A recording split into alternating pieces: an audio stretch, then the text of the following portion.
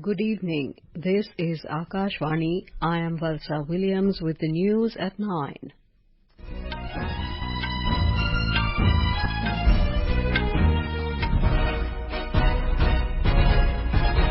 The headlines. Prime Minister Narendra Modi addresses Economic Times World Leaders Forum, highlights the mantra of reform, perform and transform for India's sustainable growth. Prime Minister calls for strict laws and faster decisions in cases of atrocities against women. Election Commission reschedules voting day for Haryana Assembly elections to 5th October, counting of votes for both Haryana and Jammu and Kashmir Assembly elections to take place on 8th October. Indian Embassy in Laos rescues 47 nationals from cyber scam centres. Ukrainian President Volodymyr Zelensky dismisses Air Force Commander Mykola Oleschuk. And at Paralympic Games in Paris, Rubina Francis bags bronze in 10-meter Air Pistol SH1 Shooting. Suhas, Yathiraj and Sukant Kadam reach men's singles semifinals to confirm India's first badminton medal.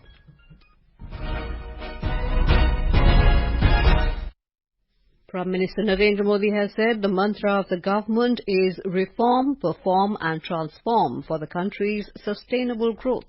Addressing the ET World Leaders Forum in New Delhi this evening, he highlighted that the Indian economy grew by 90% in the last 10 years, while the world economy grew by 35% during the same period. पिछले 10 सालों में global economy 35% बढ़ी है, लेकिन इन्हीं 10 सालों में हमारी इकोनॉमी करीब 90% बढ़ी है। ये वो सस्टेन ग्रोथ है जो हमने हासिल की है। ये वो सस्टेन ग्रोथ है जिसका हम वादा करते हैं और ये वो सस्टेन ग्रोथ है जो आगे भी जारी रहेगा। The Prime Minister noted that people are witnessing the country's achievements and are full of confidence. He mentioned that India has often performed better than predictions and peers. Mr. Modi emphasized that his government is committed to good governance. He also said that in the past 10 years, 25 crore people have been lifted out of poverty. The Prime Minister added that the intentions of his government are more firm in the third term. Earlier, speaking at the ET World Leaders Forum, Electronic and IT Minister Ashwini Vaishnav said the government will launch a new scheme to help set up a sustainable electronics component ecosystem in the country. Prime Minister Narendra Modi today flagged off 3 Vande Bharat trains through video conferencing. The 3 trains are Meerut, Lucknow, Madurai, Bengaluru and Chennai, Nagarkoil Vande Bharat. Speaking on the occasion, Mr. Modi said today from north to south, a new chapter is being added to the development journey of the country. आज से मदुरई, बेंगलुरु, चेन्नई, नागरकोइल और मेरठ, लखनऊ के बीच वंदे भारत ट्रेनों की सेवा शुरू हो रही है।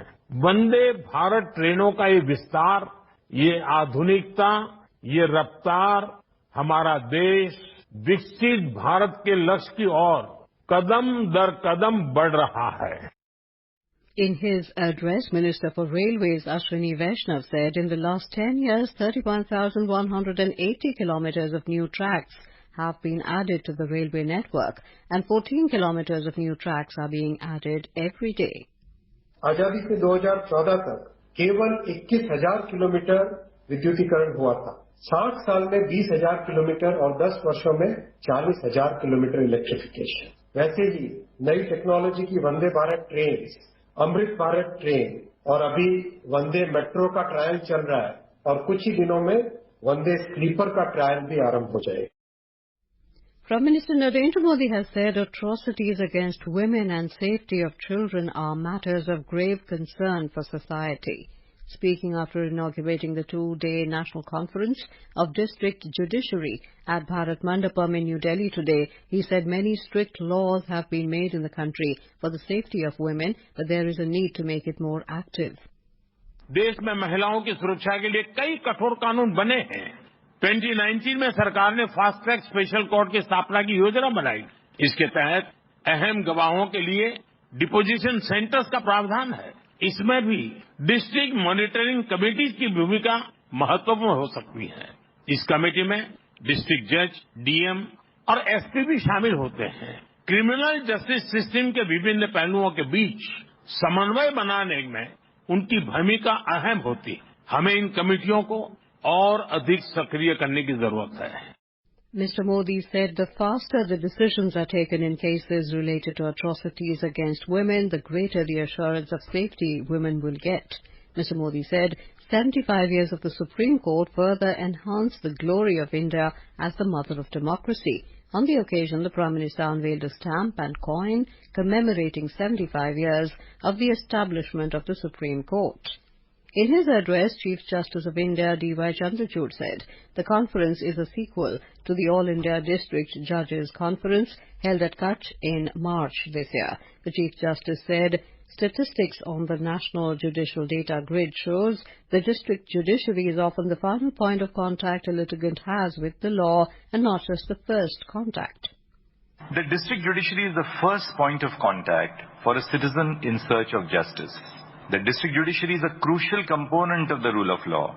The arc of pending cases is defined by a triangle or a pyramid, large at the base and tapering as we move upwards.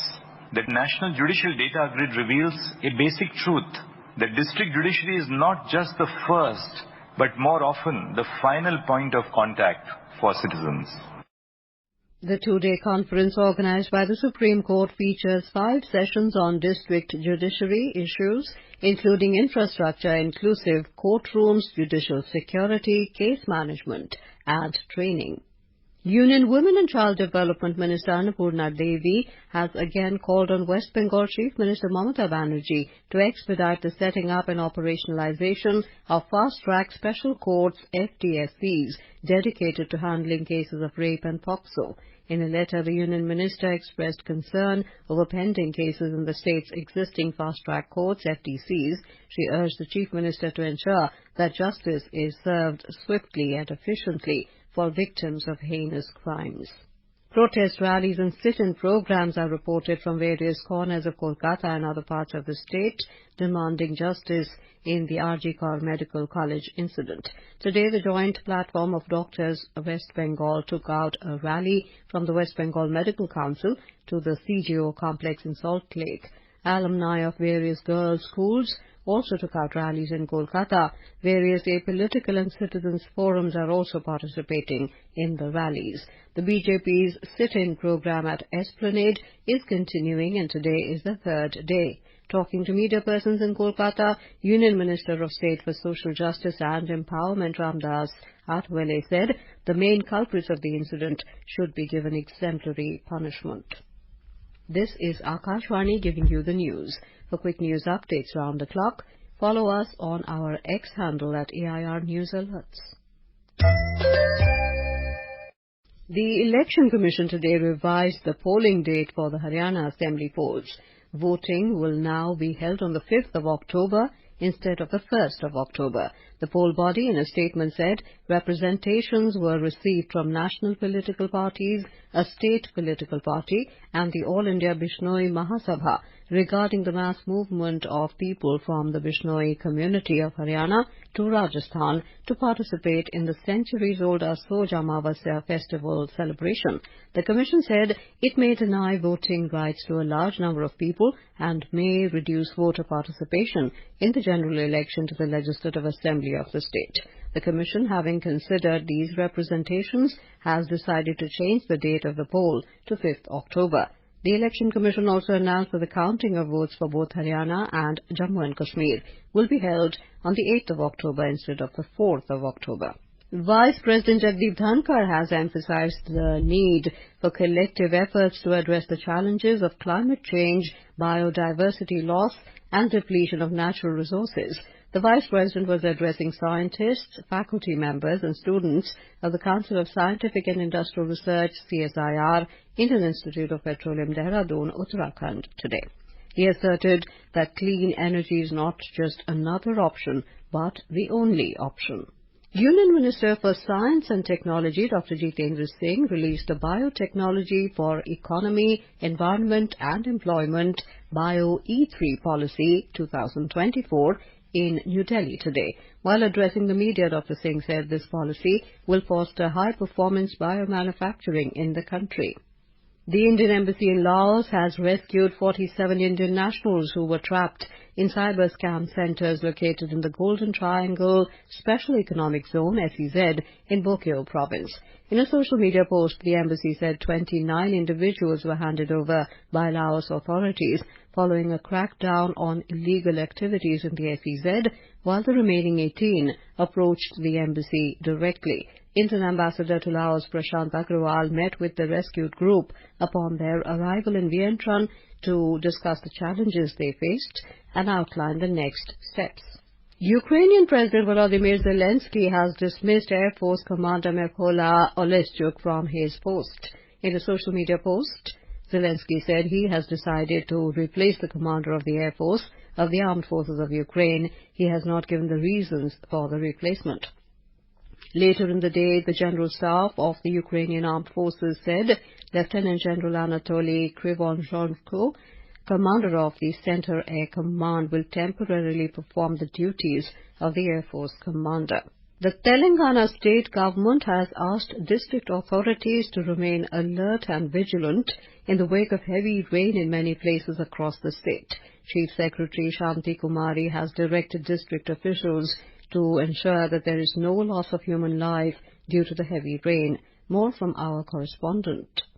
Heavy rains lashed several parts of Telangana, especially in the southern region of the state, since yesterday, under the influence of the depression formed in the Bay of Bengal.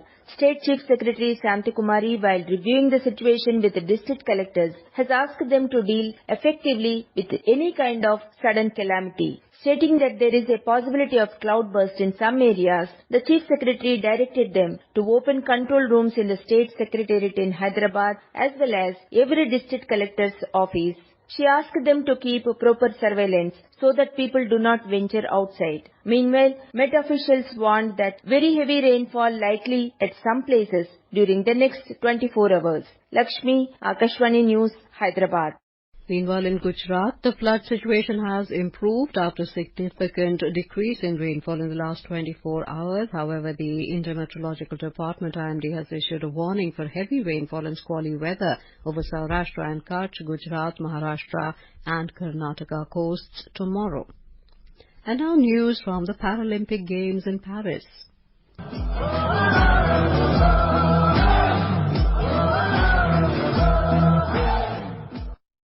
Indian shooter Rubina Francis bagged the bronze medal in the women's 10-meter Air Pistol SH1 final today. The 25-year-old shooter from Madhya Pradesh scored a total of 211.1 to finish third in the final. Suhas, Yathiraj and Sukant Kadam have also confirmed the country's first badminton medal in the Paralympics 2024, as both players have reached the men's singles semifinals of the SL4 category. Both semifinals are set to take place tomorrow at La Chapelle Arena. Praveen Kumar will aim to clinch a podium finish in the F57 final event of javelin throw athletics tonight. India have won 5 medals, including 1 gold, 1 silver and 3 bronze so far in the ongoing tournament.